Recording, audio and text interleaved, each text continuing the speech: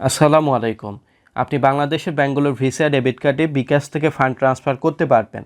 আপনার বিকাশ থেকে fund transfer করার জন্য আপনার বিকাশ অ্যাপে আপনি সর্বপ্রথম লগ ইন করবেন।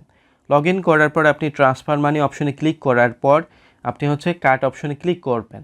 এরপর ভিসা ডেবিট কার্ড এই অপশনে ক্লিক করার পর আপনার কার্ডের মধ্যে 16 সংখ্যার একটি কার্ড নাম্বার দেখতে পাবেন। আপনি কার্ড নাম্বারটি কালেক্ট করে বসানোর পর এগিয়ে যান এই বাটনে ক্লিক করবেন। আপনি বিকাশ থেকে সর্বনিম্ন 50 টাকা ট্রান্সফার করতে পারবেন। লিমিট অনুসারে আপনি সর্বোচ্চ ট্রান্সফার মানি করতে পারবেন। আমি এর আগে 50 টাকা ট্রান্সফার করেছি, আমার প্রবলেম দেখাচ্ছে। আমি এখানে 51 টাকা বসাবো। এরপর কি দেখাচ্ছে, পরবর্তী অপশন আসার পর আমার একটি চার্জ দেখাচ্ছে। আমার সরাসরি ইস্টার্ন ব্যাংকের নাম দেখাচ্ছে। আমি ইস্টার্ন ব্যাংকের কার্ডটি বর্তমানে ব্যবহার করছি। এরপর আমার বিকাশ অ্যাকাউন্টের পিন নাম্বার বসানোর পর আমি যদি অ্যারো চিহ্ন এই অপশনে ক্লিক করি, আমাকে ট্রানজ্যাকশনটি সাকসেসফুল করার জন্য বলা হবে।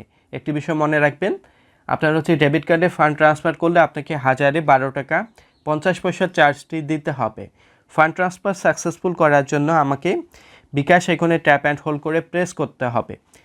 বিকাশ আইকনে ট্যাপ অ্যান্ড হোল্ড করে প্রেস করার পর আমার সাকসেসফুলি ফান্ডটি ট্রান্সফার হয়েছে এবং বিকাশ থেকে একটি মেসেজ দেওয়া হয়েছে।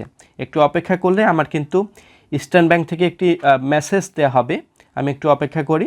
দেখতে পাচ্ছি ইস্টার্ন ব্যাংক থেকে মেসেজ দেওয়া হয়েছে। আমি 50 টাকা একটু আগে ট্রান্সফার করেছি এবং 51 টাকা ট্রান্সফার করেছি। আমার ইনস্ট্যান্ট ফান্ডটি আমার ইস্টার্ন ব্যাংকের অ্যাকাউন্টে যুক্ত হয়েছে।